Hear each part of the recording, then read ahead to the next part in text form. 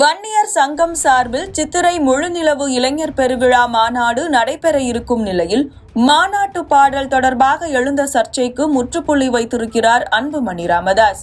முதல் பாடலில் ராமதாசின் ஒரு போட்டோ மட்டுமே இடம்பெற்றதாக சர்ச்சை எழுந்த நிலையில் இரண்டாவது பாடலை வெளியிட்டுள்ளார்.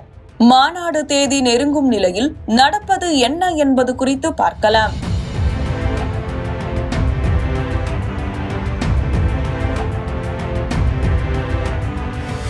பாமக நிறுவனர் ராமதாசுக்கும் தலைவர் அன்புமணிக்கும் இடையே கடந்த சில காலமாக மனக்கசப்பு இருந்து வந்ததாக கூறப்பட்டது. குறிப்பாக கட்சியின் தலைவராக இருந்த அன்புமணியை தலைவர் பதவியிலிருந்து நீக்கிவிட்டு தானே தலைவராக செயல்படுவதாக மருத்துவர் ராமதாஸ் கூறிய போது மனக்கசப்பு பட்டவர்த்தனமாக தெரிந்தது.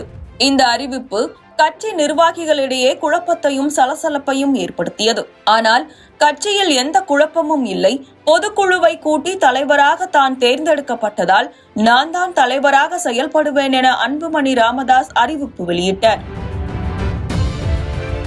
முன்னதாகவே சித்திரை முழுநிலவு வன்னியர் சங்க மாநாட்டுக்கான அறிவிப்பு வெளியான நிலையில் அதற்கான பணிகளை கவனிக்கும் பொறுப்பை அன்புமணியிடம் வழங்கினார் ராமதாஸ். இப்படியாக வன்னியர் சங்கம் சார்பில் சித்திரை முழுநிலவு இளைஞர் பெருவிழா மாநாடானது வரும் 11ஆம் தேதி மாமல்லபுரத்தில் நடைபெற இருக்கிறது. இந்நிலையில் இந்த மாநாட்டிற்கான பாடலை அன்புமணி ராமதாஸ் சமூக வலைதளத்தில் வெளியிட்டார். அதில் ஒரு இடத்தில் மட்டுமே ராமதாஸ் புகைப்படம் இடம்பெற்றிருந்தது சர்ச்சையை கிளப்பியது. அதனைத் தொடர்ந்து தன்னை முன்னிலைப்படுத்தி தனது சமூக வலைதள பக்கத்தில் தனி பாடலை வெளியிட்டார் பாமக நிறுவனர் ராமதாஸ்.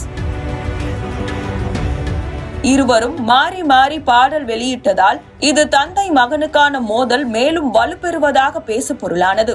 ஆனால் இருவருக்குள்ளும் இருந்த மனக்கசப்புகள் சரியாகிவிட்டதாகவும் இருவரும் ஒன்றாக மேடையில் பேசுவார்கள் என்றும் கட்சி நிர்வாகிகள் கூறி வந்தனர். இந்த நிலையில்தான் மாநாட்டிற்கான இரண்டாவது பாடலை சமூக வலைதளத்தில் வெளியிட்டுள்ளார் அன்புமணி ராமதாஸ்.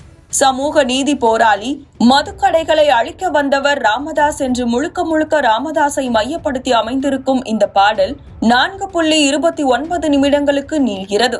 இதன் மூலம் இருவருக்குமான மனக்கசப்பு முடிவுக்கு வந்ததாக கட்சி நிர்வாகிகள் தரப்பில் தெரிவிக்கப்படுகிறது. ஆனால் அன்புமணியே தலைவராக நீடிப்பார் என்ற அறிவிப்பினை மருத்துவர் ராமதாஸ் இதுவரை அறிவிக்கவில்லை. வாரந்தோறும் வியாழக்கிழமையன்று தைலாபுரம் இல்லத்தில் செய்தியாளர்களை சந்திக்கும் ராமதாஸ் சமீப நாட்களாக அதனை தவிர்த்து வருகிறார். வன்னியர் சங்க மாநாட்டிற்கு பிறகே ராமதாஸ் செய்தியாளர்களை சந்திக்க உள்ளதாக தகவல்கள் தெரிவிக்கின்றன.